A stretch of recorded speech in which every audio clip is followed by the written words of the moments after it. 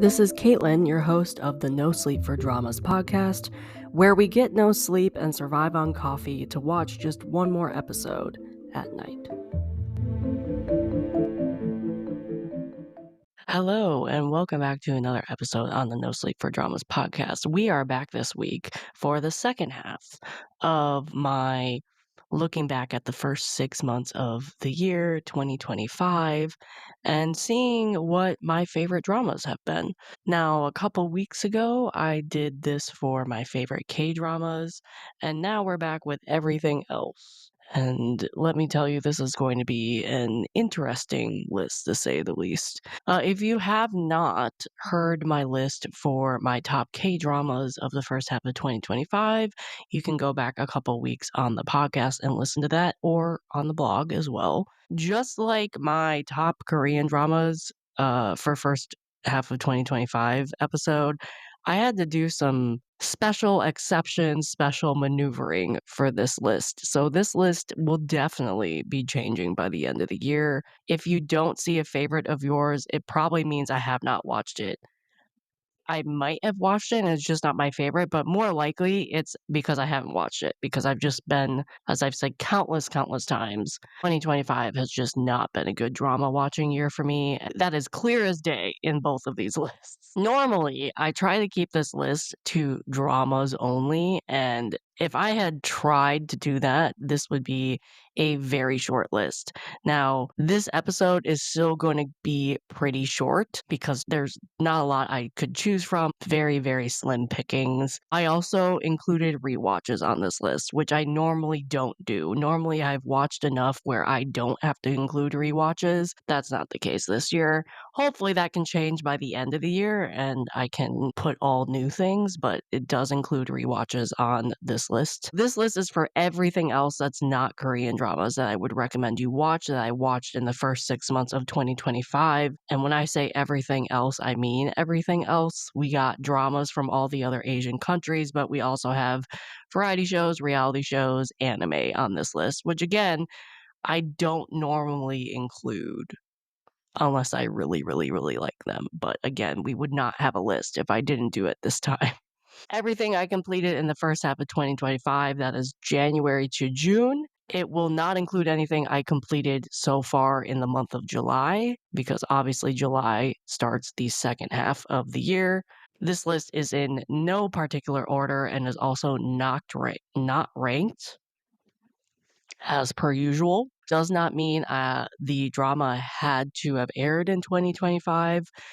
Doesn't mean I had to have started in 2025, but it means I had to have at least completed it in 2025, just in case I started something in like December and then completed it in January. I wanted to make sure it was included on this list if that happened.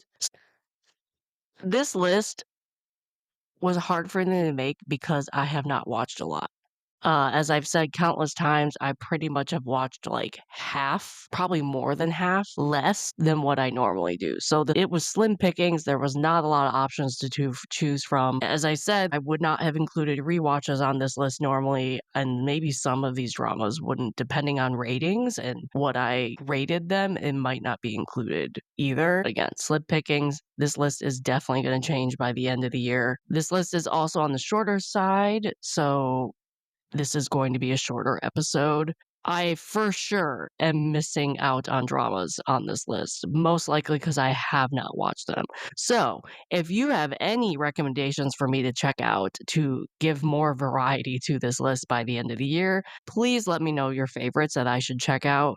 I already know there are some dramas I already finished in July that would be on this list if I had finished them when I should have, which was in the first 6 months. All right, so let's get into this list. Here are some of my favorite dramas and other things that I have watched in the first half of the year in no particular order. First one I'm going to mention is Erased. This is a Japanese drama. It has 12 episodes and it's on Netflix. This is a rewatch for me, so I was a little biased with this. I also did a versus episode with Becky on the podcast for this, where I compared this and the anime version. You can go and check that out for a more in-depth review of that. And I can't recommend this crime drama enough. I absolutely love it. I loved it when I first watched it back in 2017, and I still love it in 2025. In my opinion, it holds up.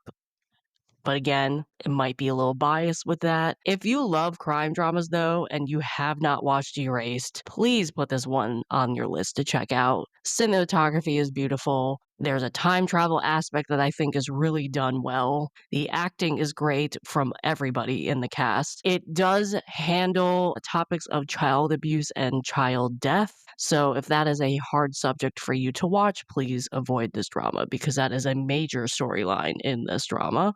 But I just can't recommend this enough. And again, it's a biased review because I rewatched this and I still love it. I rated this a 9 out of 10. That was the same rating I gave back in 2017. It's not perfect. There's definitely some things I wish could have been different. But I explained that in my podcast review. Please go and check that out if you want. But I would recommend this as a crime drama, especially if you have never seen a crime Japanese drama. I think this one is done well and the cinematography is beautiful. That is the first one I'm going to mention. Again, this episode is going to be quite short. Next one I'm going to mention, I could go on for days about this show. It is Offline Love. This is a dating reality show, Japanese. It has 10 episodes. It aired on Netflix back in February. If you have not watched Offline Love, you need to, especially if you love dating reality shows. Please add this one to your list. Please check it out. I loved this dating reality show. It was adorable.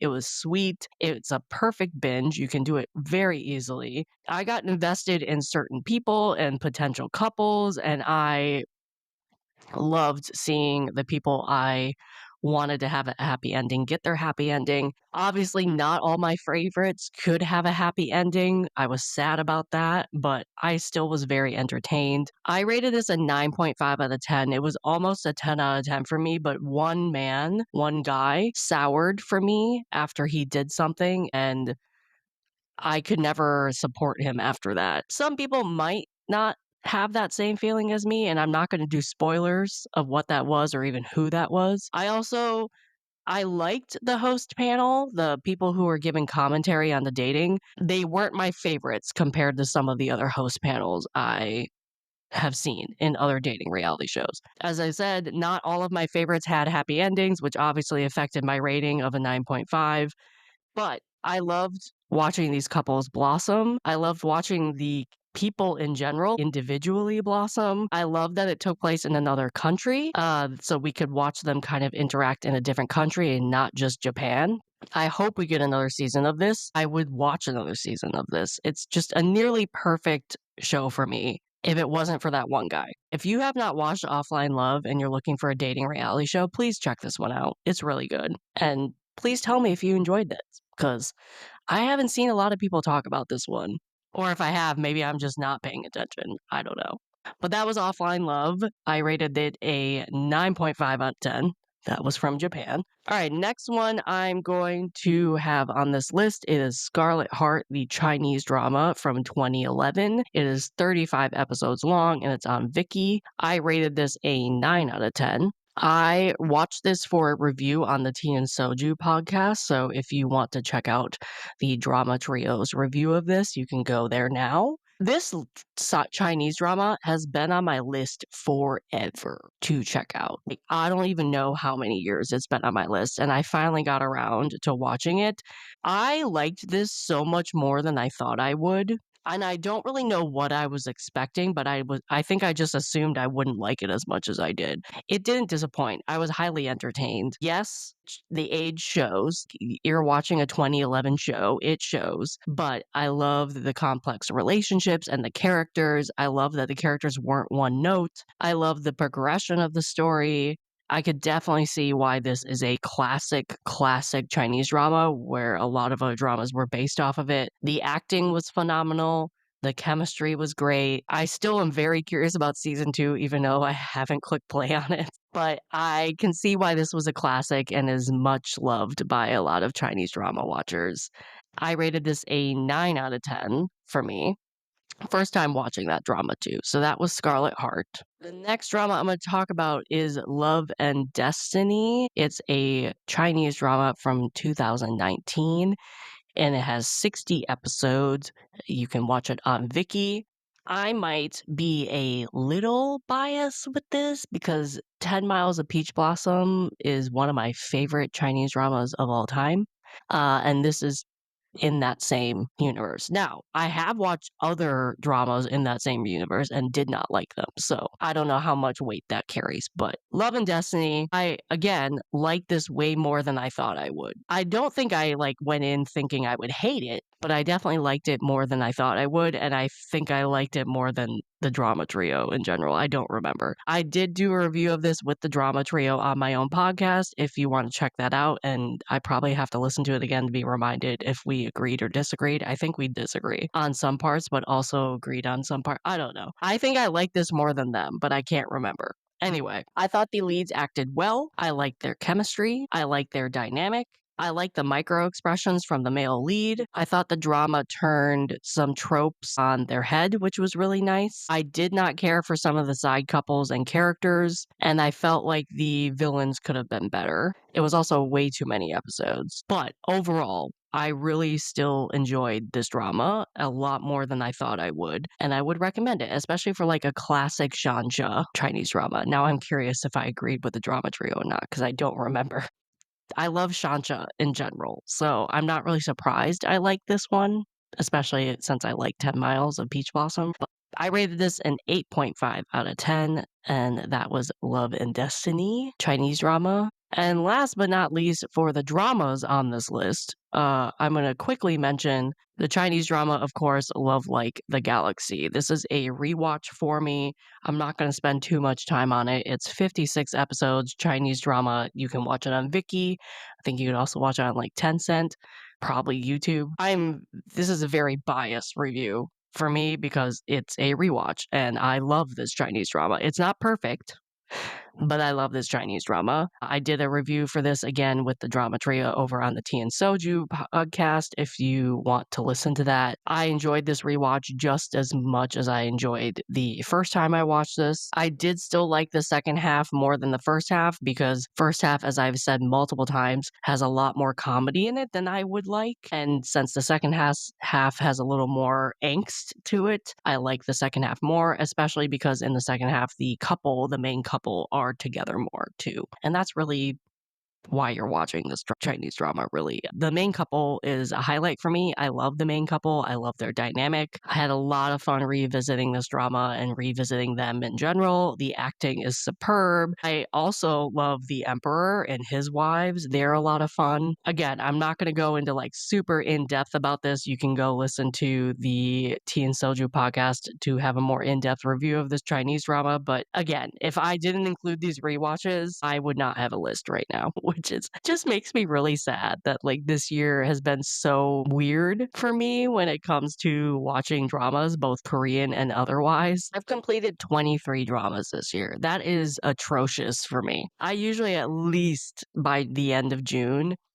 have watched like 35, 40 dramas. So the fact that I'm barely over 20 is bad, in my opinion, especially because some of these dramas I really should have just dropped. But overall, I mean, not bad. Most of them I've rated 9, 8.5, 8, which is good ratings for me. A couple are like 7.5, 7, which I should have dropped in hindsight, but still, I should have watched way more dramas by this point. 23 dramas in general by the end of June is just not. It's actually more like 20 because I completed 3 dramas so far in July.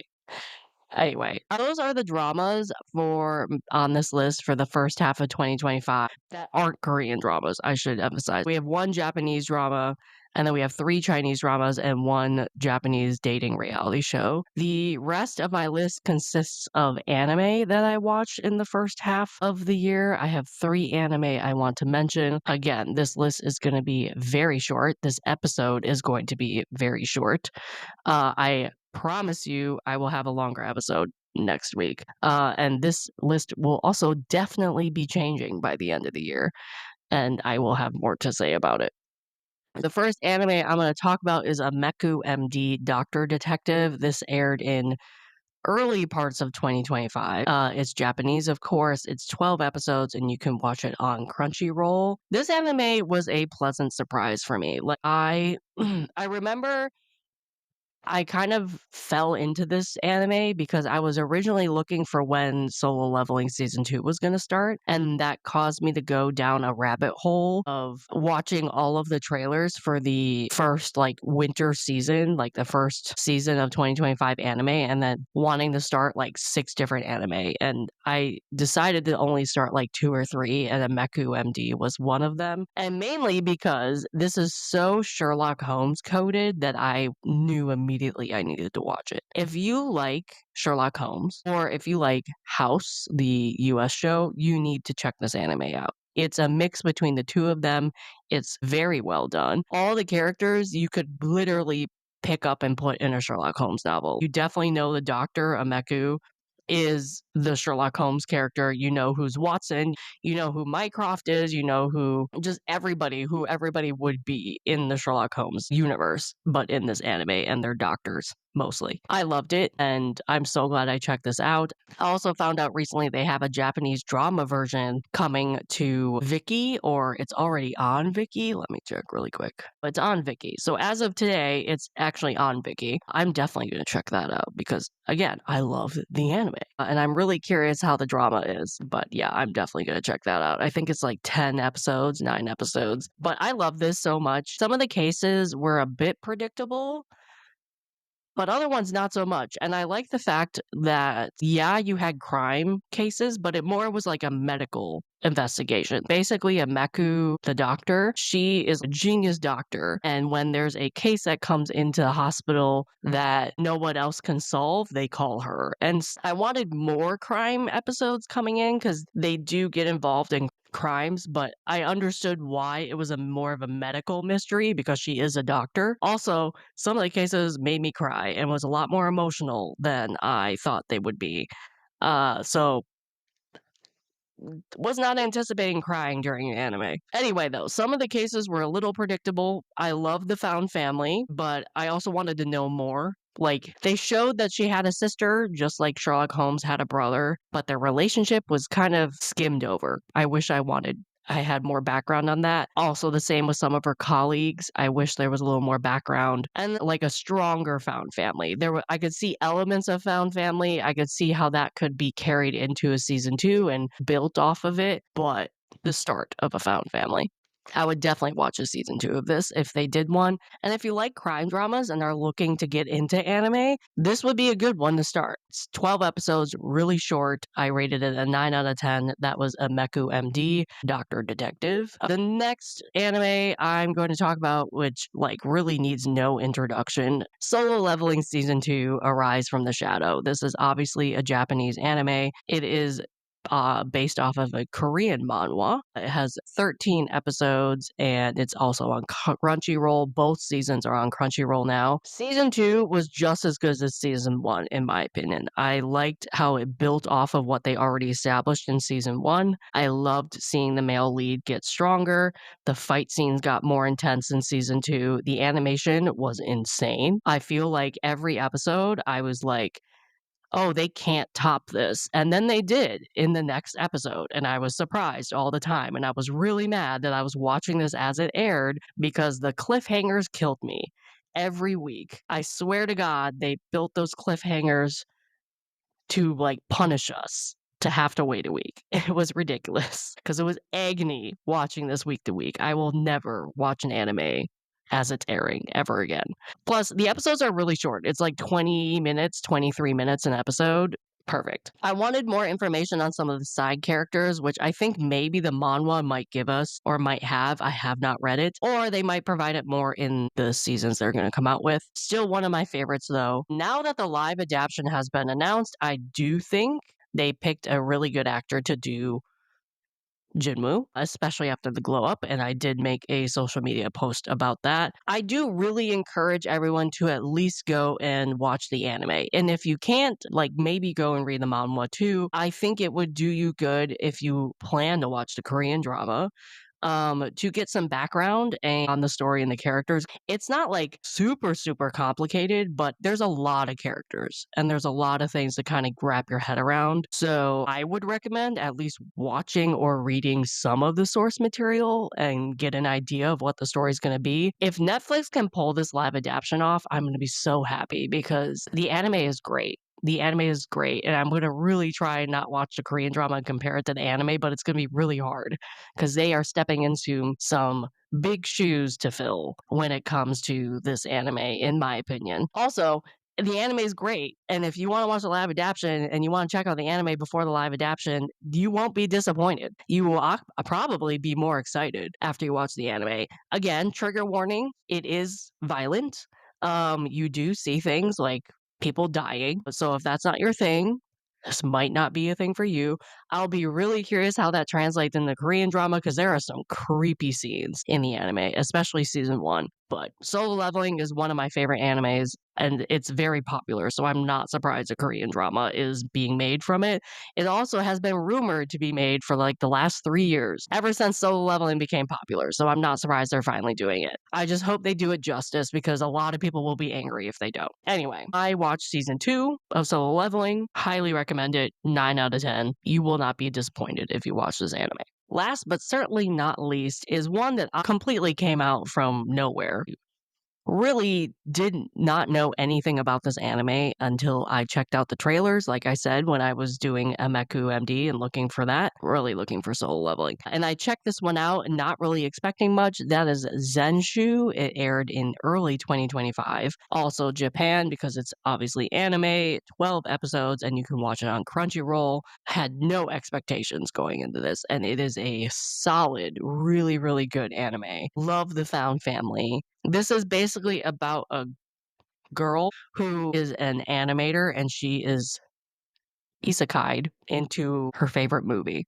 It was so much more emotional than I thought it was gonna be, and so much more devastating than I thought it was gonna be. The visuals are beautiful to watch, especially when she does her powers. She has powers in this. Beautifully animated, beautiful to watch. I wish we got one more episode at the end to get time with like the main couple and to see how everybody was doing and see the happy ending that the main couple probably was going to have. But the anime was so unexpected for me because I went in blind and had no idea what to expect. And I was so pleasantly surprised. And it was a delight, even though I cried because it was so emotional. If you have not watched Zenshu and you like anime and you are looking for one to check out, please check out Zenshu. It's so good.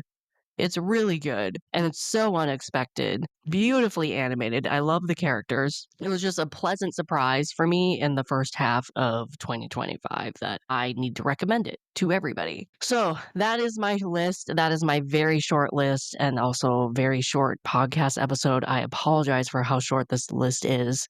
I probably could say more about all of these, but I mean, I need a better half of 2025 for the second half, which it's nothing to do with the dramas I'm watching. It's more of a personal thing.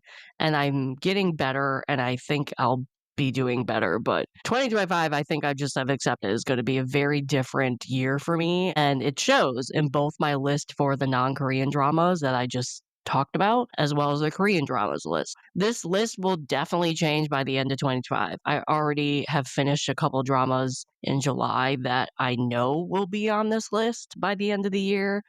And I'm excited to see what else I can finish and put on this list. There were a couple I probably should have added, like medical examiner Dr. Chin. Just with the ratings, I tried to keep this list like 8.5 to 10 or so. So if I had extended it to 8, I probably would have added a couple others like that one. But we'll see. We'll see what happens by the end of the year. But that is my list. Thank you for listening. What have been some of your non Korean dramas that have been your favorites in the first half of 2025? Did some of your favorites make my list? Have you watched anything on my list? Especially like the anime. I know a lot of people don't watch anime.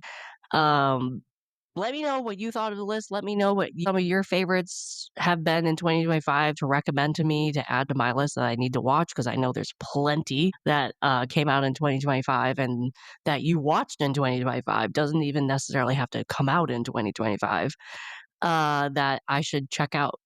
But thank you for listening. That is another episode on the No Sleep for Dramas podcast. I know it's very short. I apologize for that.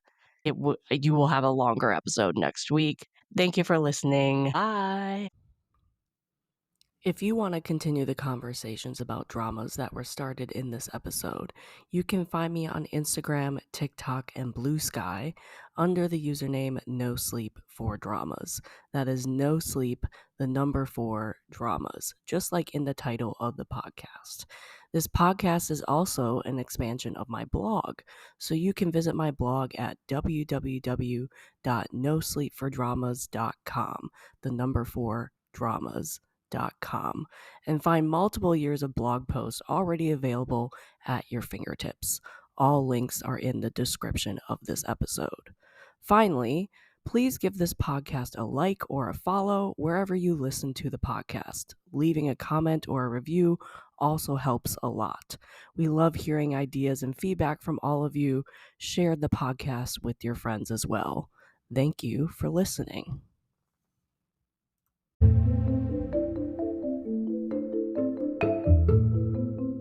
This has been an episode of the No Sleep for Dramas podcast, and I am your host, Caitlin.